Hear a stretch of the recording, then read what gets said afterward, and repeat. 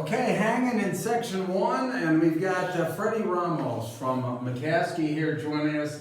LL Hoops, Media Day, LNP. I tell you what, it is, as Andy said a little earlier, this is the car wash for coaches today. How you doing, Freddie? Great, doing really great.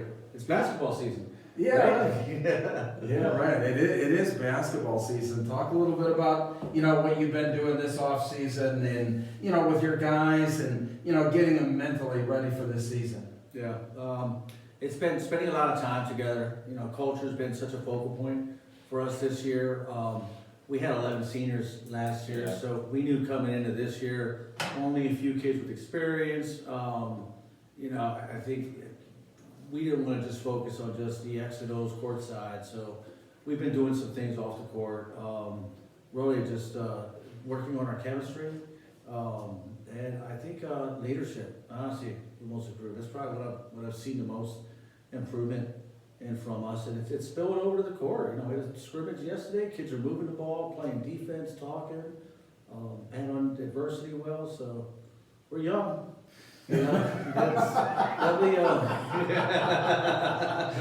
What you just mentioned it, but I want to ask you, I guess specifically, what does building chemistry and finding leadership look like? What sort of activities are we doing? Like, how does that manifest itself? Yeah, I'll give you a really good example that just happened here in the last few days. So we always practice on Thanksgiving morning. We don't take a break. We take off Christmas Day and Sundays. That's it. So we're in Thanksgiving morning. We get a 2-hour practice in. Come back Friday. We always, part of our tradition is, we hit at least 150. So we do at least 150 sprints and work all the stuffing and turkey and gravy out of our systems, right? And so that takes some time. But we're done practice at 11. We're meeting in the lobby, and the captains pull me aside and say, "Hey, coach, we want another practice tonight." And I'm like, "What?"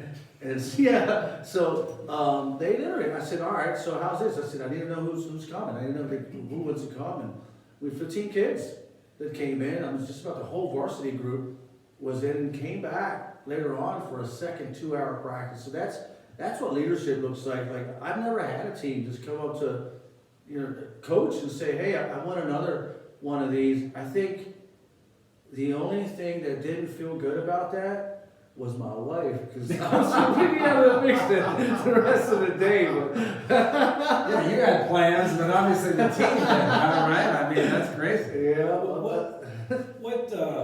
What does that actually, how much relief does that give you when it seems like this is a team that's going to kind of police itself and, really take on that mantra to where you don't have to be like the coach over them all the time, to where if they have the onus and they want to do something, all they need is the permission, I guess, to get your gym key and let us in. I mean, how's that? I'm sure that makes you sleep a little bit better, at least entering into the season, I would imagine. Yeah, I think overall, I did something with them where I took, we have a big dry erase board in our gym, and I put 6 different roles. And I said, these are some critical elements of a basketball team. So I said, guys, fill yourself in, and you can't have more than 2 in one category. And it was like shooter, defensive-minded kid. It was the hype man, there was all these, your rebounder. So we had these roles, but like seeing them come back and fill them out, I had one switch I would have done on mine when I drew it up. But I mean, just think about that. Does make it easier, because part of what we work on is getting kids to see, define, and accept their roles within that basketball team, and that's what makes the team. So that part was so much easier than really kind of handing me the roles that I agree with them for them.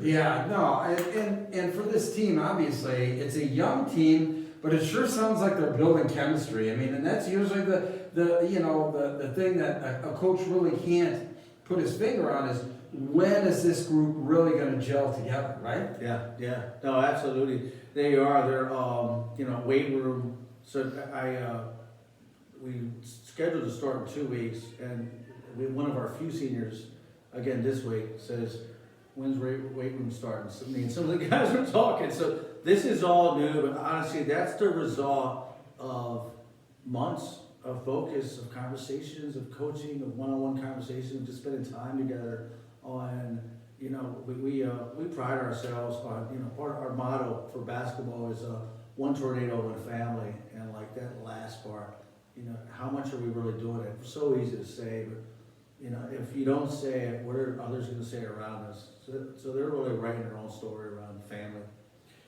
Talk to me about, and we were talking before we went live here, about having the onus to open the season and have a 4-team tournament. I mean, I'm sure that is going to, not that McCaskey fans need any extra juice for the start of the season, but I would imagine getting teams in like Warwick and, by the way, Coatesville, are going to help, really ratchet up the attention and the excitement. I mean, just tell me about how that kind of came about and how excited you are to get everyone into McCaskey the first week of the season. Yeah. So, really cool thing. John Allen out at Coatesville and I last year got to talk, and I think we've both felt a rivalry within our programs that, we had it when I first started at McCaskey, and honestly, our programs lost contact with each other. So I think on John's end, he had a great senior year, and at his end, he says, my only loss that year was to McCaskey.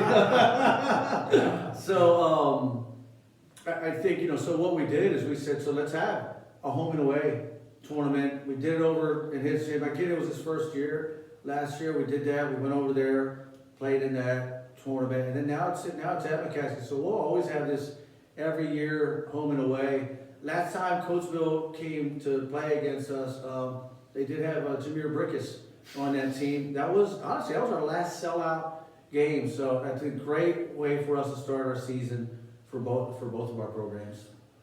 This has already been one of the more productive conversations we've had this year, or already today, based on what you said, with the kids really taking onus of everything like that. And that's fantastic, but what's going to need to be the jump from X's and O's, or whatever the case may be, once that ball does go up, to maybe get McCaskey back to where we sort of all expect it to be, competing for section championships and league championships. Knowing it might not happen overnight, but especially this year where it looks like Section 1 is really there for the taking. It's almost to take those 2 league tournament spots. Yeah, I think, so that culture, chemistry, family part for us, as that spills over to now, we've got size, which we haven't had a lot of size going into this. So, yesterday, the one quarter in our scrimmage, my smallest, I went with the big lineup.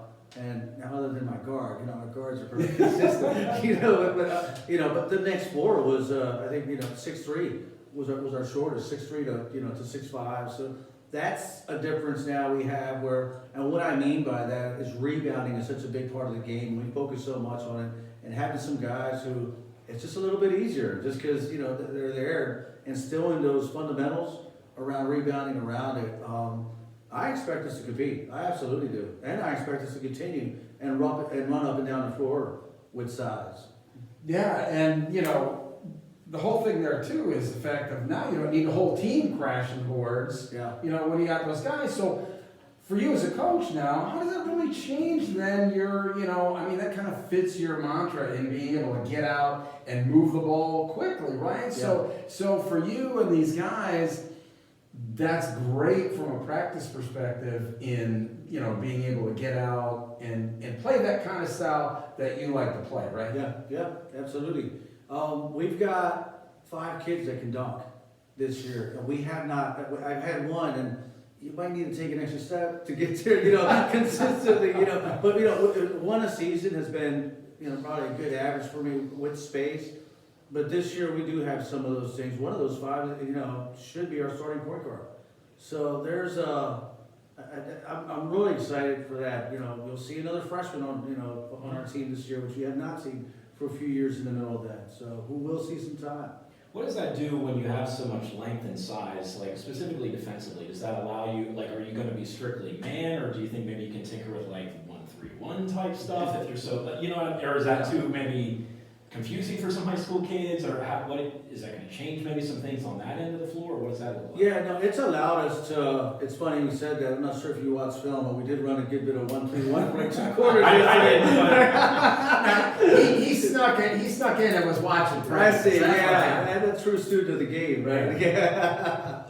But yeah, no, I mean, it's allowing us to, I think our defensive approach has been to be versatile. Get down in possession, man, get down in possession, jump full man, another possession, we're gonna scramble and trap, another one, we're going 1-3-1, another one, we're going to half court press. So it's really allowed us to do that, and then, with having some sides, it's allowing us to force teams to pass over top of us.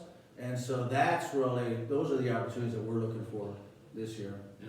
Wow, it's going to be really fun to watch. I mean, change of pace with McCaskey here with some size and up and down the floor. That's not really much different, but how you get there is really what it's going to be different. Freddie, hey, best of luck this year. Thanks for stopping by. Appreciate it. Thanks for having me. Okay, more coaches on the way all day. See you. All right, thank you, Ethan. Appreciate it. One of the good guys.